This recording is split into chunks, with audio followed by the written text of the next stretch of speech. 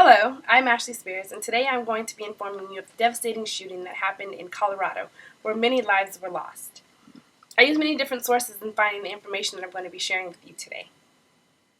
My sources include Wikipedia, CNN News, About.com, and LA Times. On July 20th, 2012, a mass shooting occurred at a Century movie theater in Aurora, Colorado during the midnight screening of the film The Dark Knight Rises.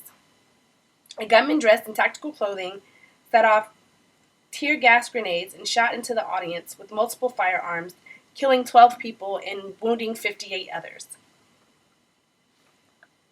The sole suspect in this crime is James Holmes, who was arrested outside of the movie theater minutes after the shooting occurred.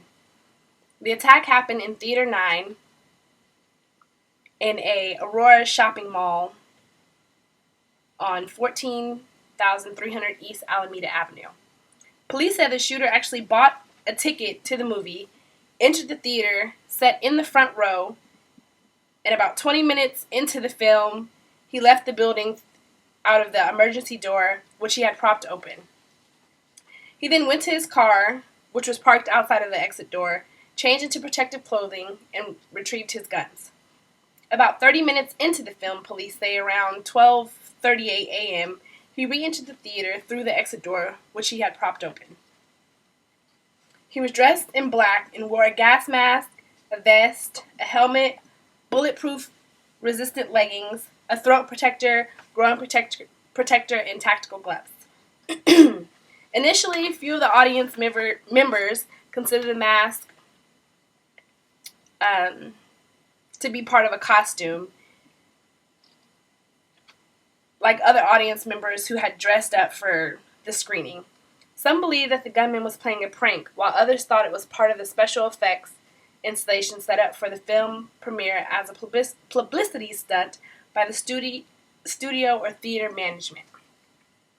The gunman threw a canister emitting gas and smoke into the audience, which partially impaired their vision, making their throat and skin itch, and also causing eye irritation. He then fired a 12-gauge Remington 870 Express tactical shotgun, first at the ceiling and then out into the audience. He also fired a Smith & Wesson M&P 15 semi-automatic rifle with a 100-round drum magazine, which malfunctioned after reportedly firing fewer than 30 rounds.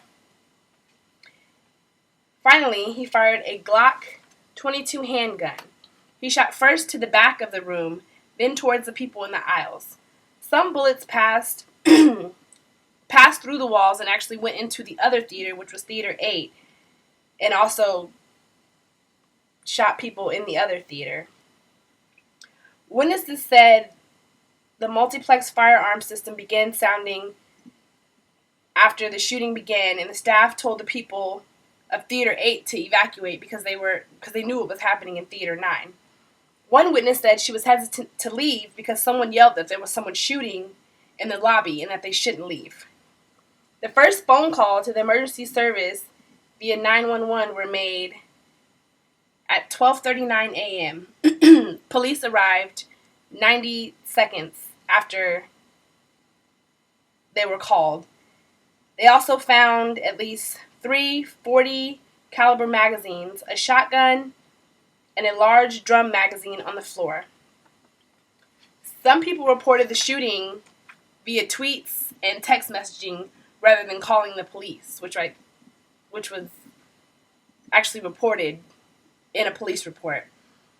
At approximately 12:45 a.m., police apprehended Holmes behind the theater next to his car without any resistance. He knew what he had done, and he didn't resist at all. He just let the police arrest him.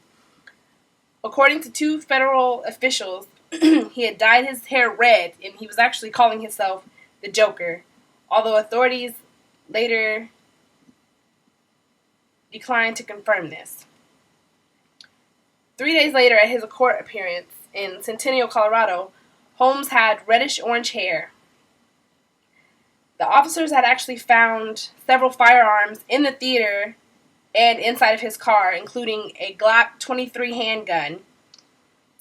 Following his arrest, he was initially jailed at the Arapahoe County Detention Center under suicide watch. The police interviewed more than 200 witnesses. Investigators say that the shooter acted alone and was not a part of any larger group or any terrorist organization. 70 people were shot or otherwise wounded, and most victims of the mass shooting, and these are the most victims of any mass shooting in the United States history. James Holmes' home was actually raided. They had to find their way into his apartment because he told police when he was arrested that his apartment was booby trapped. So it took them quite a while to actually get inside of the home, which they found if they would have went through the front door, then a lot of things would have blown up when they opened the door. Here is actually a picture of Holmes. He doesn't really look like he would be that harmful, but he caused a lot of damage in this shooting. James E. Holmes has been charged with 142 criminal counts, including 24 counts of first-degree murder.